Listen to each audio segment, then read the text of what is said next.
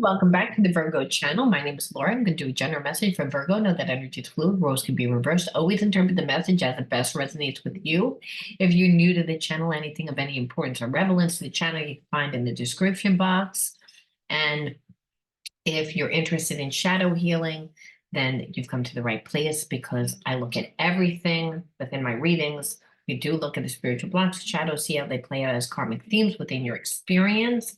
And if you're interested in shadow healing, you definitely want to check out the description box to find my Patreon link, because there I have a great shadow healing coaching program that includes inner child healing, shadow healing, reparenting, and all the healing modalities to heal the effects of trauma, which is really important when you've been in a relationship with a narcissist or been in a relationship that just was toxic. All right, now if you want to enter into winning a free reading with me, you need to like the video, subscribe to the channel, and write the word of the video in your comment bar. The word of the video is always the underlining energy that is influencing why everyone's doing what they're doing. Okay, let's see what that word actually is. Lies, illusions. I feel like you're connected to somebody that got caught up in their lies. It's like they were living a facade. They wanted you to perceive that this person feels really inadequate. So they wanted to be perceived as if they were perfect. And I kind of feel like you and this person kind of grew up in the same types of environments that, they weren't the most emotionally like satisfying for either one of you, to say the least. And I'm being pleasant there.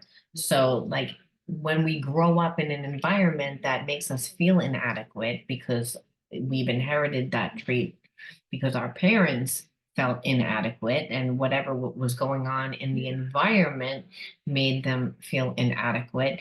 Unfortunately, we take on the behaviorisms and habits of those people. And I feel like your person is someone that really cares about what other people think. And so they inherited that from their family. They don't care what happens, but they always have to show like that they're strong, that they're perfect, like nothing affects them, almost like this person's not real. And I feel like it got ahead of them because that's really not who they are. It's who they've been made to be. And so, like I said, I feel like that's the underlying energy. And I feel like you and this person have been in separation for a while and they don't really even know how to come back from that. There's a sense of just feeling hopeless, just feeling like not good enough. All their wounding has actually come to the surface of why they create lies and illusions to begin with. So, this is the underlying energy. Let's look at some hidden truths about how they feel about you. I couldn't let you get close to me. No, again, because they were like hiding who they were, I can't stop thinking about you. But even though they didn't let you get close to them, what they're realizing is that they have no control over this connection and it's freaking them out. So I feel like your person is someone that thinks that they always have, like, they're always in control of everything.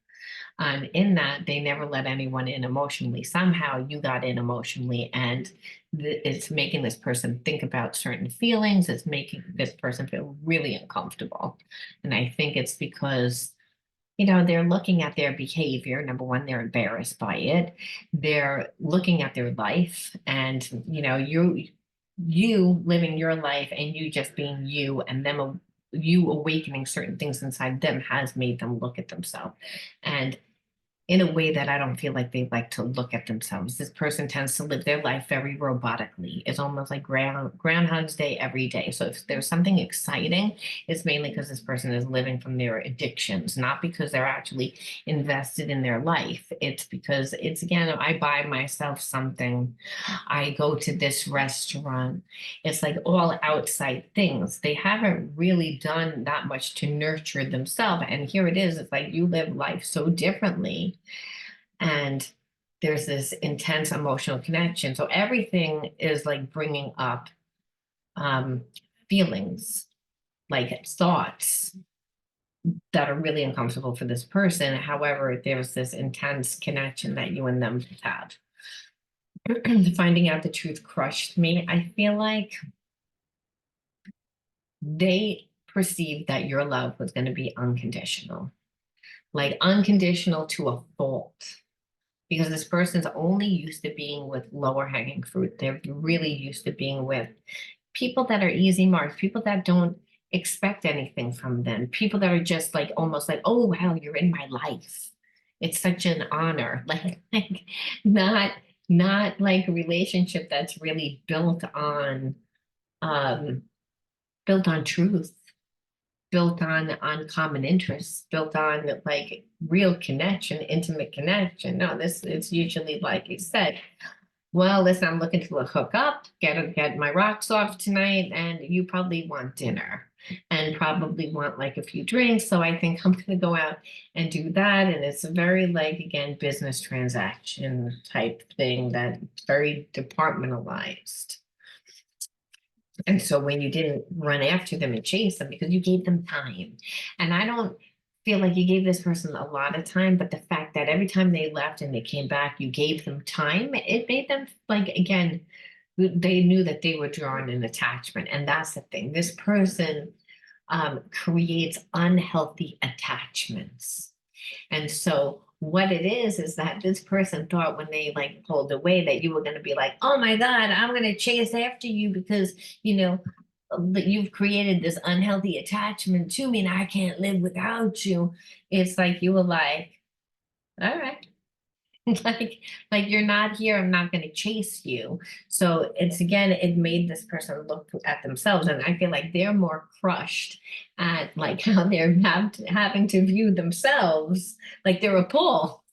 And they're actually also appalled because they feel like on some level like you know that, see, they're embarrassed. This person continues to live the karmic theme of shame within their relationships because they never come from their true self. They always come from a facade. And so, like, again, you can really like them, but unless you're acting a certain way that's feeding their ego, they're never going to see it. And that's because of their own insecurity. And that's because this person hasn't found enough of themselves. So they don't really think enough for themselves. I feel like this person makes judgments is based on what other people perceive, what's going to look better, not really what is better. And we all know what looks better a lot of times is not what is better. So there's like too much of trying to live up from to that expectation. And here you come along. You're like, what the fuck? Is it like I can't like it's like I have to choose one or the other and understand that's right. That's why spirit has brought you into this person's life. You have to choose one or the other. Either you're going to live fake, like connected to somebody or something that really like may look better in your eyes because it might have more money, it might have more, again, flash or appeal, whatever, but that's not real and it's not fulfilling. And then you're not really understanding what life is all about. And the thing is, I believe that you represent like life, like the bigger meaning, which is something that this person never even thought about. They tend to be very basic. So I watch you on social media, and the internet is my way of staying close and finding out more about you. So they're like, again, non-emotionally intelligent, feel more confident stalking. And again, so that they're not really taking the time to get to know you. They perceive, they think that they know you. But the thing is, I can't really get to know you if I don't really like myself because I'm not going to let you close enough. So instead, I'm going to watch you from afar. So automatically, like you said, this person doesn't even know how to like form a regular relationship unless it's an unhealthy attachment. And this happens from severe abandonment. Severe abandonment, it winds up continuing to play out as karmic themes. So where this person doesn't really believe that they are deserving of love or can have love. That's why they have to form the attachment that's unhealthy and winds up being extremely toxic in the end, like almost like becomes a karmic contract. Like I'm stuck in this with you, miserable for the rest of my life. So it's like I can't, my third eye isn't open because all I'm gonna see is, like that. And where life is meant to be lived, it's meant to like It's not about acquiring things and what things look like and keeping up with Joneses and the facade. So again, there are subconscious fears affecting our ability to attract love and abundance. The universe is helping us make them conscious so we can easily attract what we want, including each other. So it's again, like, again, the subconscious spiritual blocks that this person holds is again, like what I said, living from their lies instead of their true self, not knowing who their true self is. We have to say, well, what are your blocks? Why are you attracted to this person? Because clearly you're here. So why are you here? Why are you connected to this person? Like, you're a magnet of who, what comes into your life. And if this person is essentially like not capable of giving or trying to figure out, like, what is that saying about us? Does that mean that that we're desperate for it? We're looking for it outside of ourselves? Because the answer is never outside of ourselves. The kingdom of heaven, the kingdom of God is inside of you. You can imagine it, you can create it. So again, abundance is always inside. So every time we see lack, and what comes with shame usually is not just toxic relationship, but it's like the downfall of everything. It's just the down, it's again, because whatever the structure was of that person, who that person perceives that they are, it's not built on truth. It's not built on trust. It's built from a mask. So like I said, really, that's what's blocking this person. And this, again, self-sabotage. So you may be like, I just tend to always go towards people, like I tend to self-sabotage myself because I don't believe I'm deserving of. So both parties have this same spiritual block where they're like, again, my life is going really well, and then somebody comes into my life and they have the potential to affect my life. It's like where you either give them too much power or their personality is a certain way. And so where you again are overcompensating in how much you give and you lose yourself. Many empaths have this problem. So it has to come from a place of finding balance where it's not one or the other. It's like, it's where you can be with the person without like losing yourself. Like I said, I feel like you both have a lot of the same spiritual blocks. Again, and it's all about self-love, like needing to give yourself, not really knowing how to love yourself as a child. If you grew up in an environment where it was imbalanced, and that imbalance is, again, there wasn't support on an emotional level, psychological level, physical level. It doesn't even need to be real. It could be just perceived, the child self. However, both parties didn't feel loved.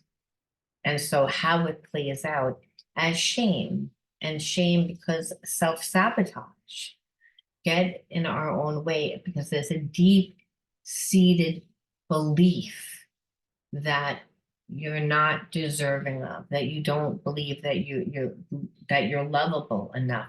So love doesn't come from finding it outside. What this says is, again, it's self-love to fill your cup up all the way so that it overflows, so that whatever's left that flows out of the cup is what you give, so that you can always continually give. Your creative energy is, again, your time, your energy, your focus, and your money. So to be in a relationship, you have to be balanced. You can't be balanced going into a relationship that both parties are imbalanced, where both parties don't haven't given themselves enough self-love, so they would automatically form an attachment. And that would continue with this person's karmic loop, which is, I feel like they just learned to like departmentalize because of all the bad relationships that they've had. But again, the core wound was, again, not feeling loved in childhood. But we can heal it when we love ourselves, because when we're fully loving ourselves, where our perception is completely different, we can tell when a person is really not emotionally invested, where we're starved. we can't. And so we ask one more, well, maybe like, yeah, one more, just to close this out and say, what's the energy, again, aside from giving self-love? Because once you give yourself love and you know what love is, you wouldn't give too much. And some people are automatically going to, ooh, see, Spirit was like, nope. Like, it's like, because it's like the cards that are flipped over, I'm gonna read because there's too many, but there's only two that are flipped over, and we're gonna read them. Again, you'll have to take my word that there's really only, well, I can pick it up. So this one and this one was flipped over.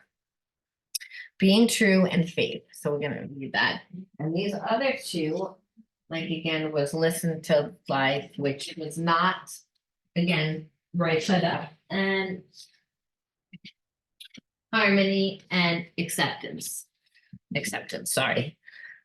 All right. I know that was crazy. Like, but I always believe that there are no mistakes. But what I was saying was, well, if we decide to be with this person, and it was almost like Spirit being like, why are you even going to look and see if you're going to be with this person? What did I just say?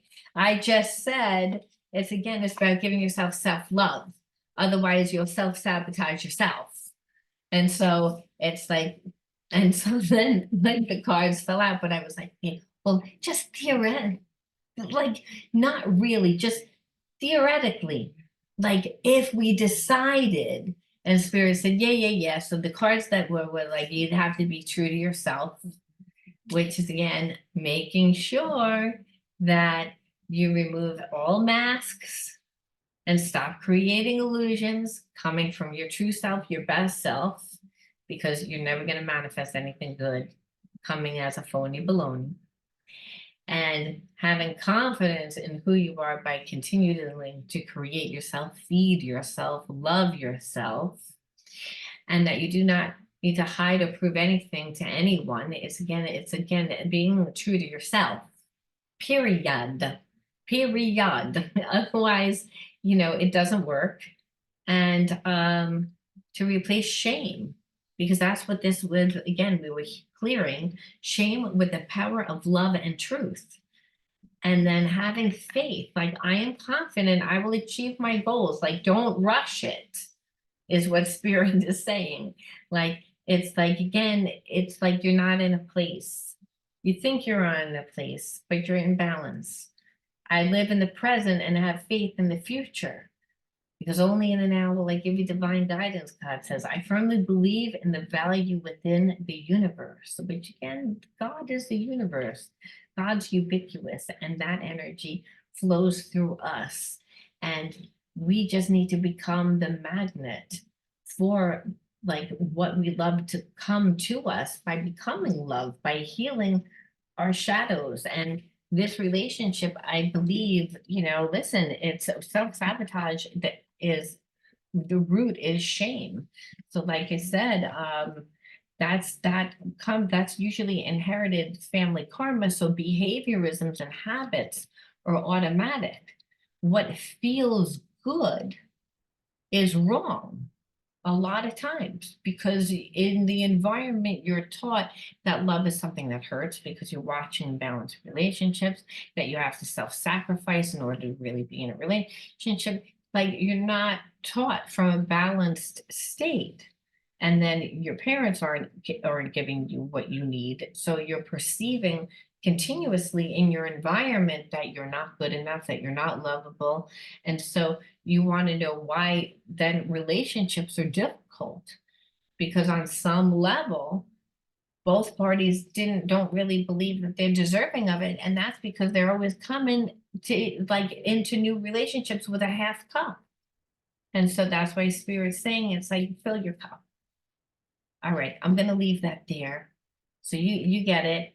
And if you want to enter into winning a free reading with me, you got to write the word of the video in your comment bar. All right, I'll talk to you guys soon. Bye. Mwah.